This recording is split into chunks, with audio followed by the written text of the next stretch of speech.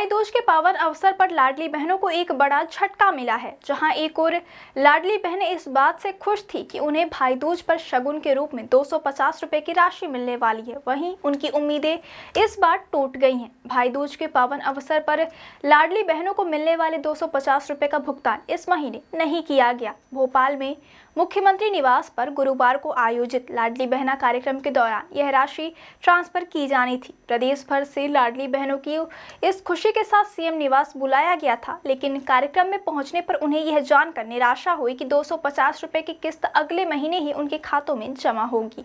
मुख्यमंत्री डॉक्टर मोहन यादव ने कार्यक्रम में उपस्थित बहनों को संबोधित करते हुए कहा कि मध्य प्रदेश की 1.26 करोड़ बहनों के खातों में 250 रुपए की किस्त अगले महीने जमा की जाएगी। साथ ही अब तक हर महीने 1250 रुपए मिलने वाली राशि बढ़ाकर 1500 रुपए प्रति माह कर दी जाएगी। यह राशि भी नवंबर से हर महीने ट्रांसफर की जाएगी। महिला एवं बाल विकास विभाग की आयुक्त निधि निवेदिता ने पुष्टि की कि इस महीने कोई राशि ट्रांसफर नहीं की गई है और यह राशि अगले माह से जमा की जाएगी। अब तक लाडली बहना योजना के तहत 44,917.92 करोड़ रुपए सीधे बहनों के खातों में भेजे जा चुके हैं।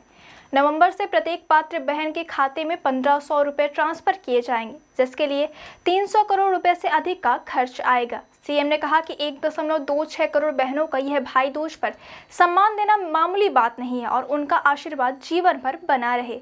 अब से हर महीने 1500 रुपए प्रति माह बहनों के खाते में जमा होंगे।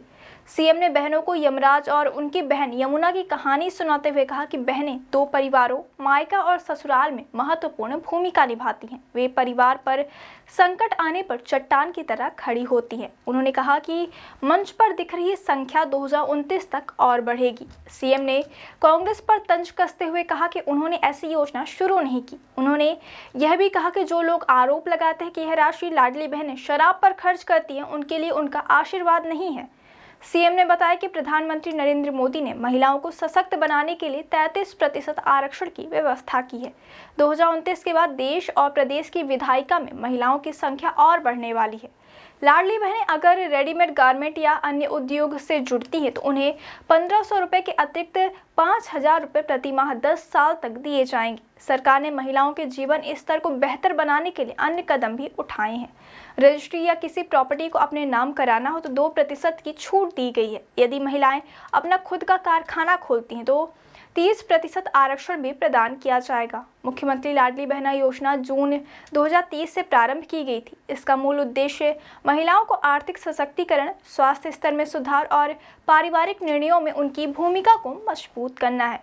योजना के तहत पात्र महिलाएं 21 से 59 वर्ग आयु वर्ग की विवाहित, विधवा, तलाकशुदा और परित्यक्ता महिलाएं प्रति माह 1250 रुपए की आर्थिक सहायता प्राप्त करती हैं। वित्त वर्ष 2025-26 में सितंबर तक योजना पर 9,599 करोड़ रुपए खर्च किए जा चुके हैं। योजना में कई प्रकार की महिलाएं अपात्र भी मानी जाएंगी, जिनकी वार्षिक पारिवारिक आय 2.5 लाख रुपए से अधिक हो, आयकर दाता परिवार हो, सरकारी नौकरी वाले परिवार हो, उपक्रम मंडल में नियमित स्थायी कर्मी या संविदा कर्मी हो, रिटायरमेंट के बाद पेंशन पाने वाले हो, पूर्व सांसद और पूर्व विधायक हो, केंद्र और राज्य सरकार के निगम, बोर्ड, मंडल के अध्यक्ष, संचालक और सदस्य हों, स्थानीय निकायों के जनप्रतिनिधि जैसे पंच और उप सरपंच को छोड़कर संयुक्त रूप से परिवार में 5 एकड़ से अधिक जमीन वाले परिवार, 4 पहिया वाहन वाले परिवार जिसमें ट्रैक्टर भी शामिल है। ऐसी महिलाएं जो केंद्र और राज्य सरकार की किसी योजना से प्रति माह 1000 रुपए से अधिक का लाभ ले रही हों, वे महिलाएं इस योजना का पात्र नहीं होंगी।